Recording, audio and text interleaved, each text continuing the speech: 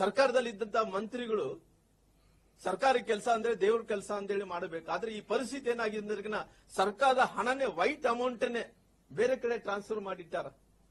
ಬೇರೆ ಕಡೆ ಟ್ರಾನ್ಸ್ಫರ್ ಮಾಡಿ ಅಲ್ಲಿಂದ ವರ್ಗಾವಣೆ ಬೇರೆ ಕಡೆ ಇವತ್ತು ಬೇರೆ ಬೇರೆ ಕಡೆ ವರ್ಗಾವಣೆ ಮಾಡಿದ್ದಾರೆ. ವರ್ಗಾವಣೆ ಮಾಡಿ ಅಲ್ಲಿಂದ ಡ್ರಾ ಮಾಡಿದಾರ. ಕೇವಲ ಮಂತ್ರಿಗಳು ಒಬ್ಬರೇ ನಿಂದ ಇದು ಸಾಧ್ಯ ಅಲ್ಲ, ಸಾಧ್ಯ ಆಗಲ್ಲ. ಎಲ್ಲರೂ ಕೂಡ ಶಾಮೀಲಿದ್ದಾರೆ ಇದರಲ್ಲಿ. ಇಷ್ಟೊಂದು ದೊಡ್ಡ ಅಮೌಂಟ್, ಇಷ್ಟೊಂದು 187 ಕೋಟಿ ರೂಪಾಯಿ ಬ್ರಹ್ಮಾಂಡ ಭ್ರಷ್ಟಾಚಾರ ಆಗಿದೆ. ಇವತ್ತು ಇಷ್ಟೊಂದು ಇಡಿ ದಾಳಿಗಳಾಗ್ತಾ ಇದಾವ, ತನಿಖೆಗಳಾಗ್ತಾ ಇದಾವ. ಬಹುಶಃ ಅದೇನೋ ಪ್ರೂವ್ ಆದ್ರೆ ಅವ್ರ ಸ್ಥಾನವನ್ನು ಕಳ್ಕೋಬೇಕಾಗುತ್ತೆ. ಪೊಲಿಟಿಕಲ್ ಪಾರ್ಟೀಸ್ ಹೇಳ್ಬಹುದು ಎಲ್ಲೋ ರಾಜಕೀಯ ಷಡ್ಯಂತ್ರದಿಂದ, ಅದು ಬೇರೆ. ಈ ವಿಚಾರವನ್ನು ರಾಜಕೀಯ ಷಡ್ಯಂತ್ರ ಅನ್ನಕ ಯಾವ ಪೊಲಿಟಿಕಲ್ ಪಾರ್ಟೀಸ್ಗೆ ಅನ್ನಕ್ ಸಾಧ್ಯ ಇಲ್ಲ. ಈ ವಿಚಾರನೇ ಬೇರೆ ಸಬ್ಜೆಕ್ಟ್.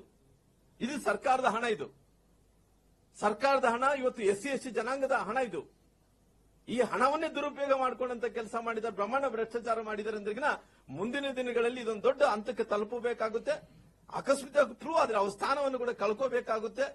ಬಹುಶಃ ಯಾವತ್ತು ಹುಡುಗರ ಎಲೆಕ್ಷನ್ ಟೈಮಲ್ಲಿ ನಾವೆಲ್ಲರೂ ಕೂಡ ಡಿಕ್ಲರೇಷನ್ ಕೊಟ್ಟಿರ್ತೀವಿ, ನಮ್ಗೆ ಇಷ್ಟು ಆಸ್ತಿ ಅಂತ ಹೇಳಿ ಕೊಟ್ಟಿರ್ತೀವಿ.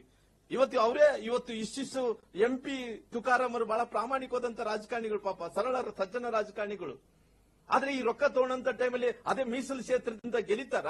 ಆ ರೊಕ್ಕ ತಗೊಂಡಂತ ಟೈಮಲ್ಲಿ ಗೊತ್ತಾಗಲ್ಲ, ಈ ಜನಾಂಗದ ಹಣ ತಿನ್ಬೋದ ತಿನ್ನಬಾರ್ದನ್ನ ಅಂತ ಗೊತ್ತಾಗಬೇಕಲ್ಲ. ಪ್ರಾಮಾಣಿಕರದ ಬೇಡ ಅಂತ ಹೇಳ್ಬೇಕಾಯ್ತು.